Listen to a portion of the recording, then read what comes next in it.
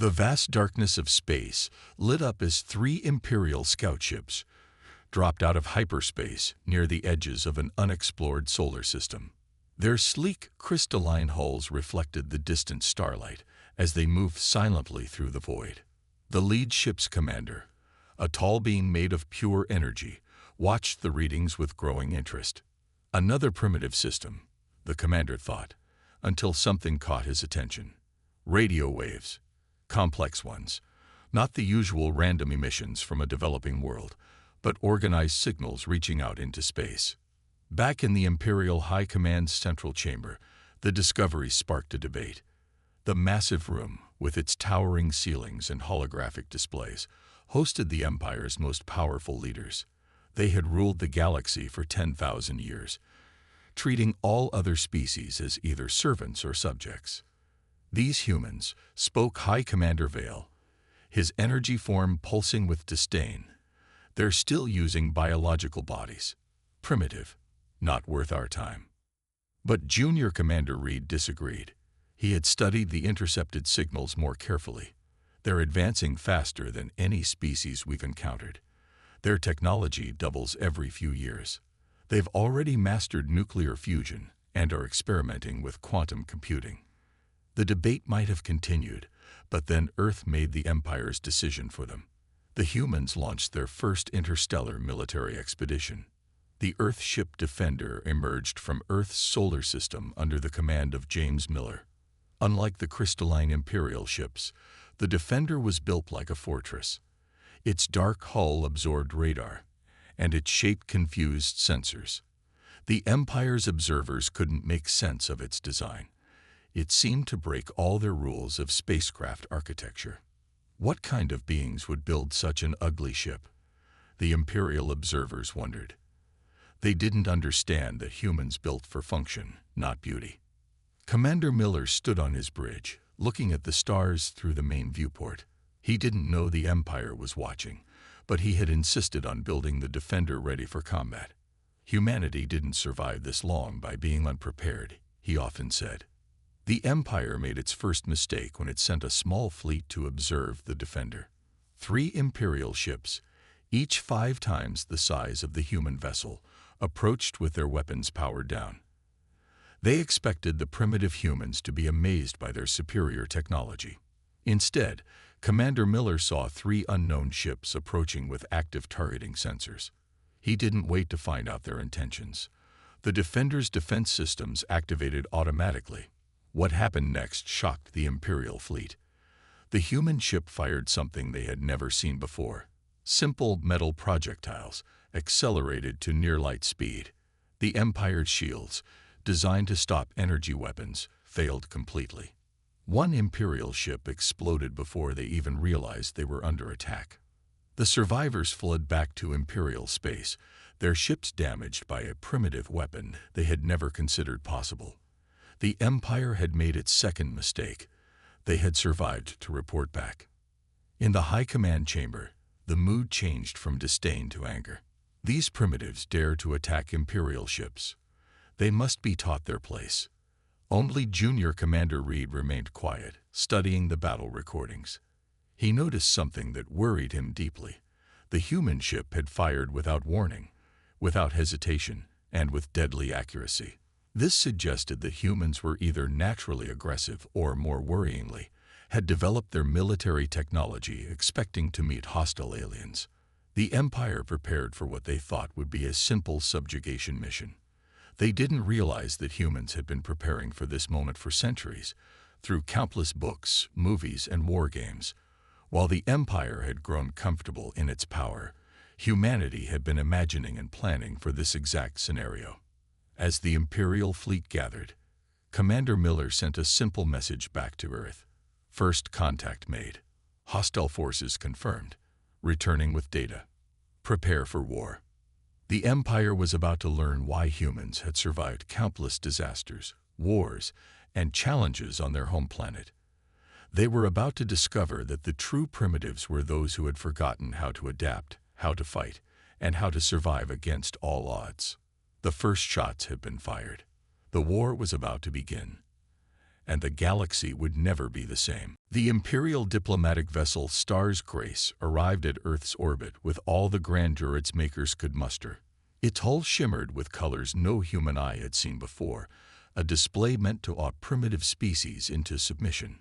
Inside, the diplomatic team prepared what they thought would be a simple meeting to accept Earth's surrender. They didn't expect to find Earth's orbital defense grid already active. Hundreds of satellites tracked their every move, while armed space stations maintained a careful watch. The humans hadn't been idle since the first encounter. "Your species has committed an act of war against the Empire," the Imperial message began, transmitted in perfect English. "However, in our great mercy, we offer you a chance to become our vassals. Resist and face extinction." In the United Earth Defense Command Center deep beneath the Rocky Mountains, General Mark Thompson read the message aloud to the assembled world leaders. The room fell silent. Decades of international cooperation had prepared them for this moment. "Send our response," ordered Thompson, his voice firm. The response was brief. "Earth belongs to humanity. We will not surrender." The Imperial diplomats were stunned. No species had ever rejected vassalage. Their confusion turned to anger when Earth's defense grid activated, creating a visible energy shield around the planet. Technology the Empire had thought impossible for primitives to possess. How dare they? The lead diplomat's energy form flared with rage, launched the subjugation fleet. The Empire's response was swift. 5,000 ships emerged from hyperspace, their weapons charged. They expected Earth to fall within hours. Instead, they met humanity's first line of defense. The shield technology protecting Earth wasn't just a barrier. It was adaptive. Created through a breakthrough in quantum computing, it learned from every hit it took. Each Imperial weapon that struck the shield made it stronger against that type of attack. Commander Miller, now leading Earth's space defense fleet, watched as the Imperial ships wasted their energy on the increasingly resistant shield. "Begin Operation Scatter," he ordered. Earth's defense fleet didn't fight like the Empire expected. Instead of forming neat battle lines, Earth's ships split into small groups, attacking from multiple directions. Their weapons were simple but effective. Kinetic rounds, EMP bursts, and clouds of microscopic particles that clogged the Imperial ship's energy intakes. "They fight like insects," complained an Imperial commander as another of his ships fell to what seemed like primitive weapons. He didn't understand that humans had learned warfare through thousands of years of fighting each other. They knew that sometimes the simplest solution was the most effective. The Empire's first wave suffered heavy losses. Their standard tactics, unchanged for centuries, proved useless against human unpredictability. Each Imperial ship destroyed provided Earth with more technology to study and reverse engineer. In the second day of battle, humanity revealed another surprise. The Imperial fleet discovered that Earth's moon wasn't just a natural satellite anymore. Hidden bases emerged from its surface, launching waves of automated drones. These small, expendable machines swarmed the Imperial ships like angry bees, their simple kinetic weapons punching through advanced shields. Impossible. The Imperial fleet commander watched in horror as his ships fell one by one. These primitives were supposed to be easy prey. The Empire had made a critical mistake. They had judged humanity by their level of technology, not their will to survive. They didn't understand that humans had spent their entire history fighting against nature, against each other, against extinction itself. Every human child grew up hearing stories of underdogs defeating mighty empires. As the first wave of Imperial ships retreated in disarray, General Thompson addressed the United Earth Council. "They'll be back, and in greater numbers. But now they know we're not easy prey. We've bought ourselves time to prepare." The Empire had expected to find primitive beings cowering before their might.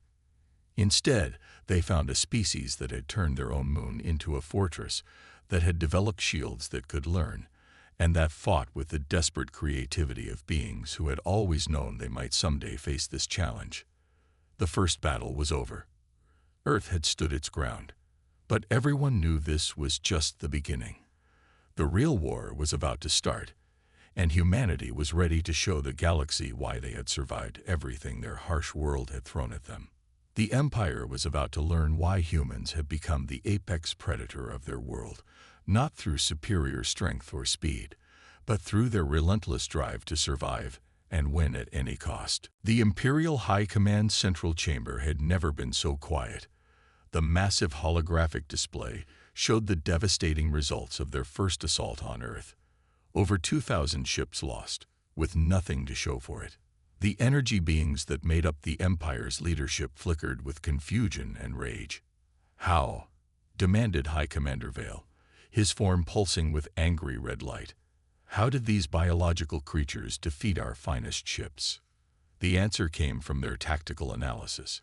Humans didn't fight like any species they'd encountered before. While the Imperial forces relied on precise formations and standard tactics, humans fought like they were possessed. They used asteroids as weapons, hiding behind them before launching surprise attacks. They turned space debris into minefields. Every human ship fought differently, making their movements impossible to predict. Admiral Tom Wilson stood on the bridge of Earth's new flagship, the Relentless, watching his crews prepare for the next battle. Unlike the elegant Imperial ships, human vessels were now covered in salvaged alien technology, giving them a cobbled-together appearance that disguised their deadly effectiveness. "Status report," Wilson commanded. "Sir, our engineers have cracked the Imperial shield frequency," his science officer reported. "We can bypass their defenses now. Also, the captured Imperial drive cores have been successfully integrated into our fighter squadrons." This was humanity's greatest strength, the ability to take enemy technology and improve it. While the Empire had stagnated, using the same weapons for centuries, humans were constantly adapting and evolving their tactics. The Second Imperial Assault began with 15,000 ships, the largest fleet ever assembled. They expected to overwhelm Earth's defenses through sheer numbers. What they didn't expect was humanity's response. "Launch Operation Ghost," Wilson ordered. Thousands of human ships appeared to malfunction and drift dead in space. The Imperial fleet moved in for the kill, only to discover too late that the dead ships were very much alive. Each one was equipped with experimental phase shift technology, allowing them to pass right through Imperial shields. The space around Earth erupted in chaos. Human ships fought with savage efficiency, using tactics that seemed insane to Imperial commanders. Some ships deliberately took hits to their armor, using the energy to power devastating counterattacks. Others flew so close to their targets that both ship shields merged, allowing human boarding parties to teleport across. "They're inside our ships," Imperial commanders reported in panic. These humans, they're fighting hand to hand. The Empire had forgotten about physical combat, relying entirely on energy weapons and automated systems. But humans remembered. They remembered every dirty trick, every desperate measure from thousands of years of warfare. In the middle of the battle, Wilson unveiled humanity's latest weapon. Drones, smaller than fighters, swarmed out from Earth's moon bases. But these weren't normal drones. They carried quantum entanglement devices, creating temporary wormholes inside Imperial ships. The results were catastrophic. "Sir," Wilson's tactical officer reported, "Imperial losses are at 60% and climbing. They're beginning to retreat." The Empire had never known defeat like this. Their ships, the pride of the galaxy, were being destroyed by what they had considered primitive technology, combined in ways they had never imagined. A captured Imperial commander, his energy form contained in a quantum field, tried to understand what he was seeing. "Your species," he said to his human guards, "you fight like you expect to die at any moment." "We fight like we want to live," corrected his guard. "There's a difference." The battle lasted 3 days. When it ended, the Empire had lost over 10,000 ships. The humans had lost ships too, but they had learned from every loss, adapted their tactics, and grown stronger. In the Imperial High Command, panic began to spread. Reports came in from across the galaxy. Other subjugated species were watching, learning from humanity's example. The unthinkable was happening. The Empire's aura of invincibility was cracking. These humans, Junior Commander Reed warned, they don't just fight with weapons. They fight with their minds, with their will to survive. And they're teaching others to do the same. As the Imperial fleet retreated in disarray, Admiral Wilson sent a message to Earth. Victory achieved. But stay alert. They'll be back. The Empire had received its biggest shock in 10,000 years. They had finally met a species that didn't just resist. It fought back with everything it had, adapted to every challenge, and seemed to grow stronger with each defeat. The galaxy was about to change forever, and humanity was leading the charge. Deep within the Imperial capital world, in a secure data center that pulsed with energy fields, something unprecedented was happening. Robert Smith, appearing to be a high-ranking Imperial commander made of pure energy, was actually a human operative in disguise. Using advanced holographic technology, he had infiltrated the Empire's most secure facilities. Access granted, flashed the Imperial computer system, unaware that its security had been compromised by technology reverse-engineered from captured Imperial ships. Smith began downloading classified military data, his heart pounding beneath his energy-form disguise. The files revealed the Empire's darkest secret. They were afraid. For the first time in 10,000 years, they faced an enemy they couldn't understand or predict. Humans didn't just fight. They innovated, adapted, and did the impossible with alarming regularity. In a secure bunker on Mars, Earth's military leadership received Smith's transmission. The data showed that the Empire was already losing control of its outer territories. Other species, inspired by humanity's resistance, were beginning to question their own subjugation. "Look at this," General Thompson pointed to a holomap. "The Empire's trying to hide it, but they've lost contact with 3 entire sectors.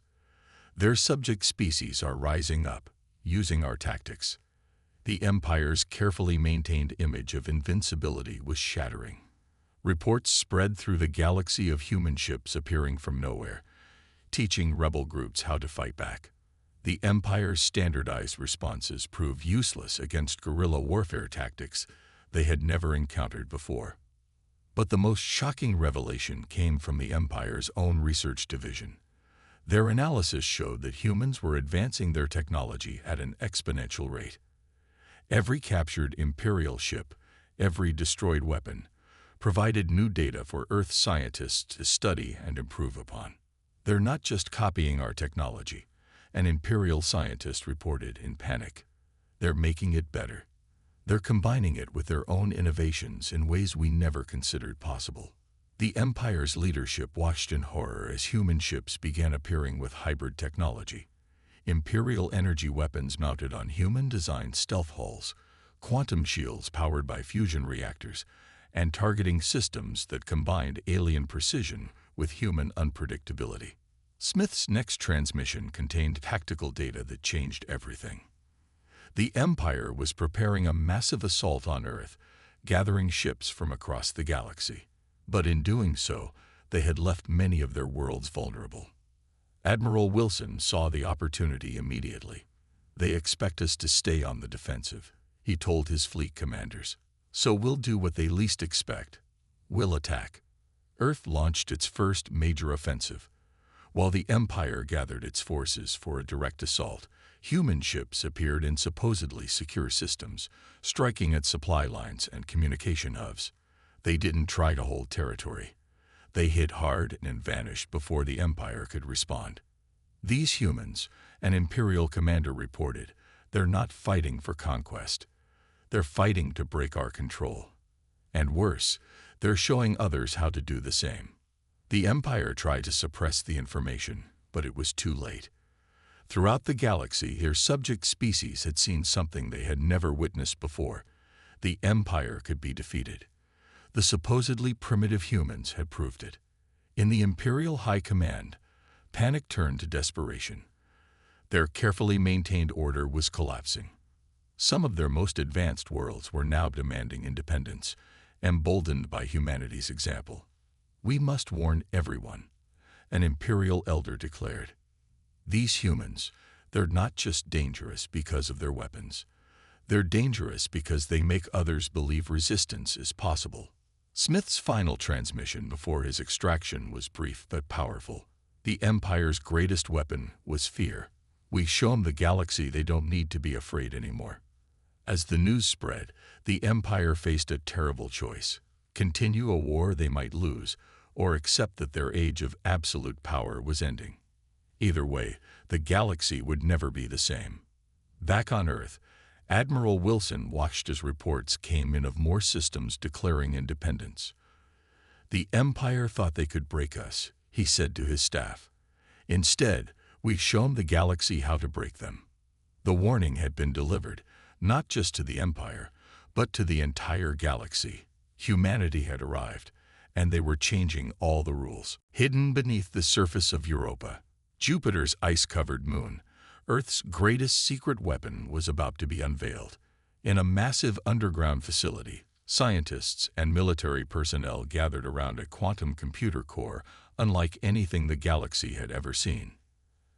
"Activate Atlas," ordered General Thompson, watching as the world's first true combat AI system came online.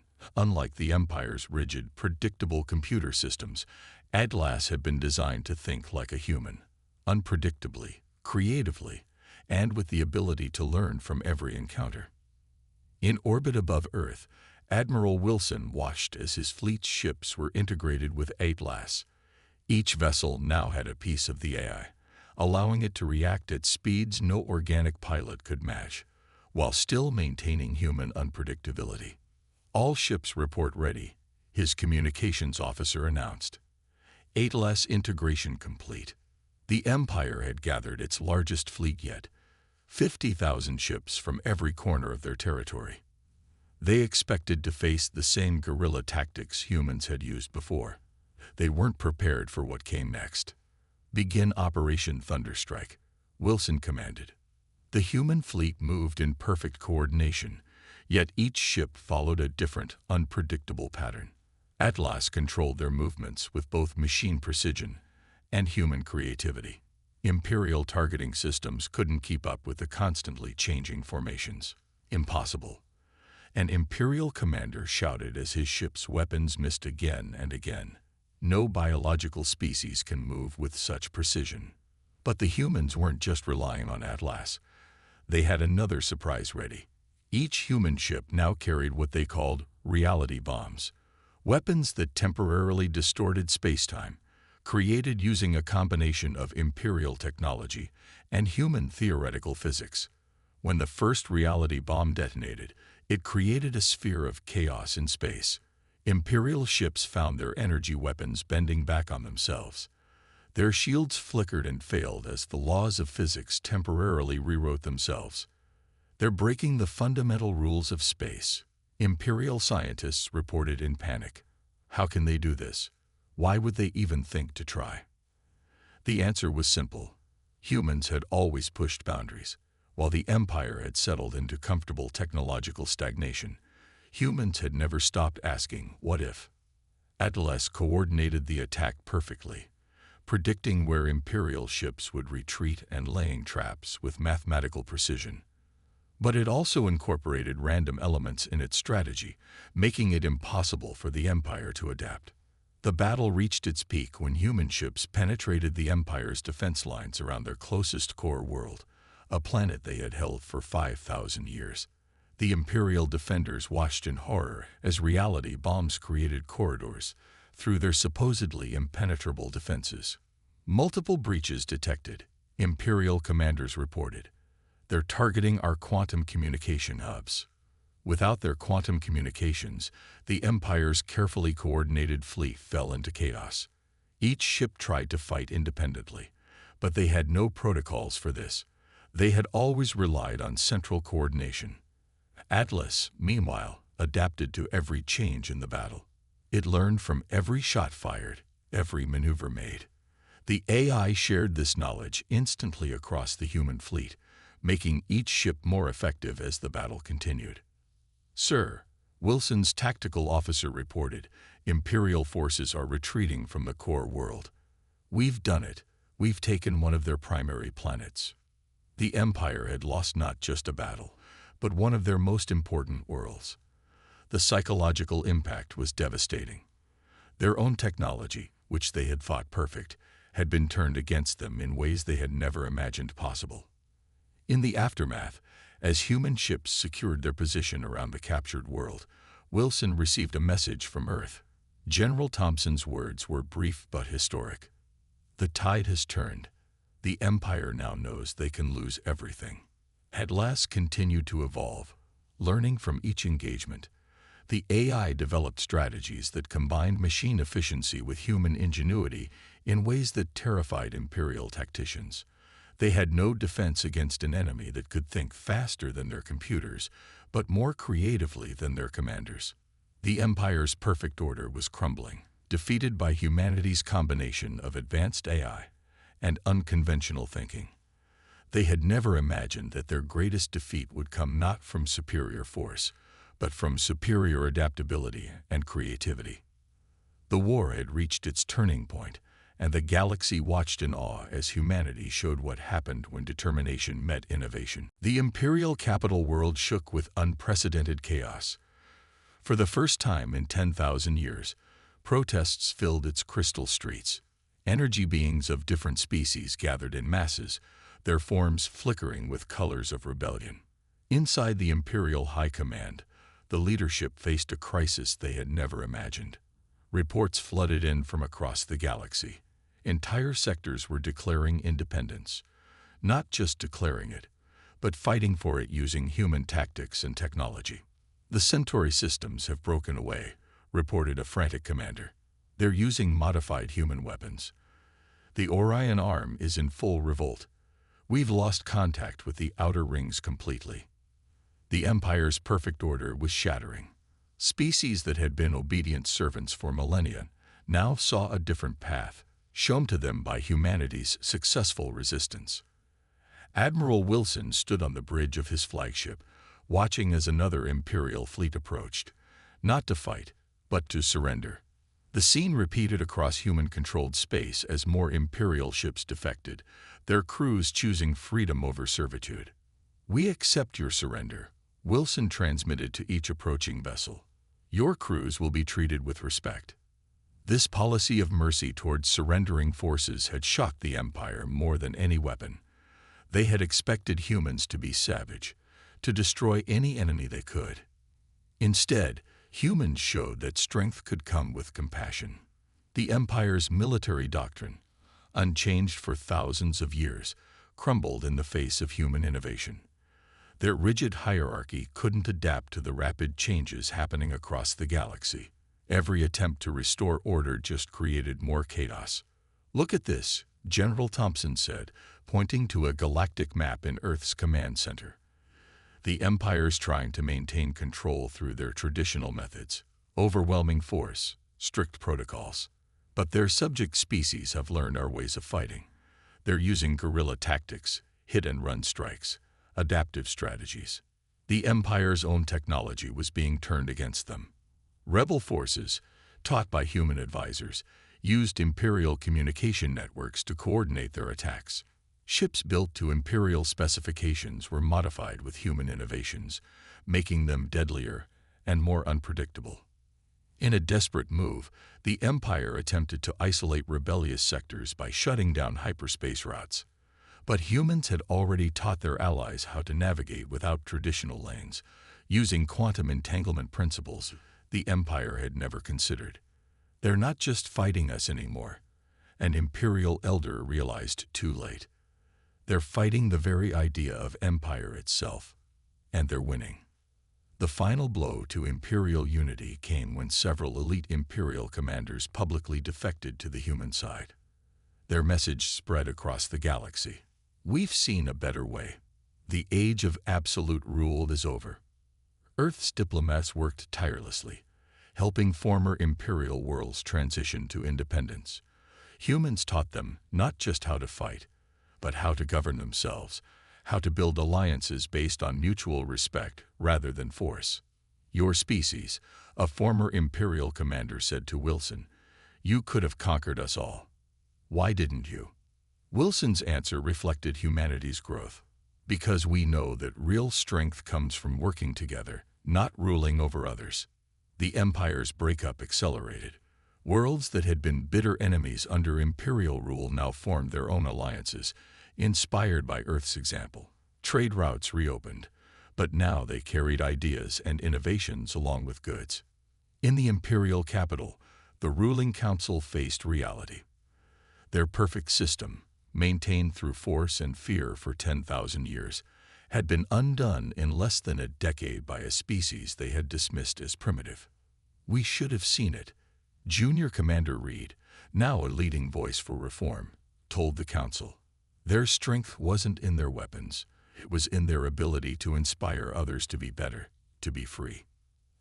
As the Empire's grip loosened, a new galactic order emerged, not one of rigid hierarchy and absolute rule, but a network of independent worlds and alliances, learning to work together as equals. The last Imperial hardliners watched in disbelief as their perfect order dissolved, replaced by something more chaotic, but also more alive. The galaxy was transforming, and at its heart was the species that had dared to show that even the mightiest empire could be broken by the power of inspiration and hope.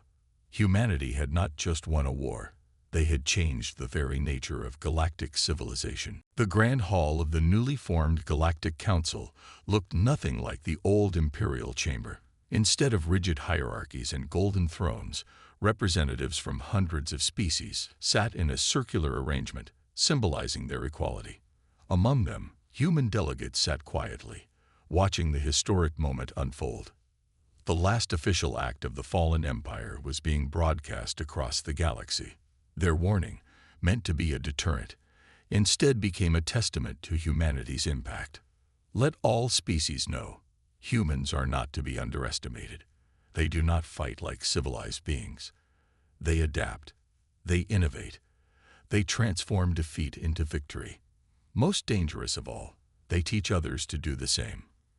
Approach them with caution, or better yet, run." Admiral Wilson, now a senior member of Earth's diplomatic corps, couldn't help but smile at the irony. The Empire's warning had become humanity's letter of introduction to the free galaxy. "The age of empires is over," announced the Council's first elected leader, a former Imperial subject. "Today we begin a new chapter, one of cooperation, not conquest." Earth had emerged as a major power, but not in the way anyone had expected. Instead of conquering worlds, they became teachers, traders, and mediators. Human universities welcomed students from across the galaxy, eager to learn the art of innovative thinking that had defeated an empire. "Your species' greatest weapon," a visiting alien scholar told General Thompson, "wasn't your technology or your eye. It was your ability to imagine better possibilities." The human way of thinking, once dismissed as primitive and chaotic, was now studied throughout the galaxy. Former Imperial worlds discovered that humanity's greatest gift wasn't their weapons or tactics, but their endless capacity for adaptation and growth. Atlas, the AI system that had helped win the war, was transformed into a galaxy-wide network for sharing knowledge and coordinating emergency responses. But true to human nature, they ensured it remained a tool to serve all species, not control them. "We learned from the Empire's mistakes," Wilson explained to a group of alien diplomats. "True strength comes from lifting others up, not holding them down." The galaxy transformed rapidly. Trade routes that once carried imperial demands now transported ideas and innovations. Species that had been enemies for millennia found common ground in their shared freedom. The human concept of thinking outside the box became a galactic sensation. Former imperial scientists, freed from rigid protocols, began collaborating with human researchers. The results were astounding. Breakthroughs in technology, medicine, and space travel that the Empire's stagnant system could never have produced. Humans taught us that chaos isn't always bad, a former Imperial commander reflected. Sometimes it's the seed of something better. Earth itself had changed. The united human race, tempered by war but committed to peace, turned their legendary adaptability to solving galactic problems. Their cities became meeting points for species from across space, places where different perspectives combined to create new solutions. The term human unpredictability entered the galactic lexicon, but its meaning had changed. Once a fearful description of a dangerous enemy, it now meant the ability to find unexpected solutions, to adapt and grow beyond traditional limits. In the Galactic Council, decisions were no longer made by decree but through discussion and consensus. The human practice of voting, once considered primitive by the Empire, became the foundation of galactic democracy. "We stand here today," Admiral Wilson addressed the Council, "not as conquerors or rulers, but as partners in a greater journey. The stars belong to all of us." The Empire's warning about humans had become a self-fulfilling prophecy, but not in the way they intended. Species across the galaxy didn't run from humans. They ran to them, eager to learn, to trade, to grow together. A new era had begun. The rigid perfection of the Empire had been replaced by something more chaotic, but infinitely more alive. A galaxy where diversity was strength, where adaptation was celebrated, and where the future was limited only by imagination. As the council session ended, an alien child asked a human delegate a simple question: "What will we discover next?"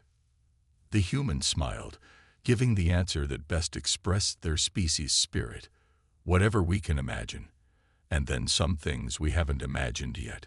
The galaxy had learned humanity's greatest lesson. The future belongs not to those who maintain perfect order, but to those who dare to dream of something better.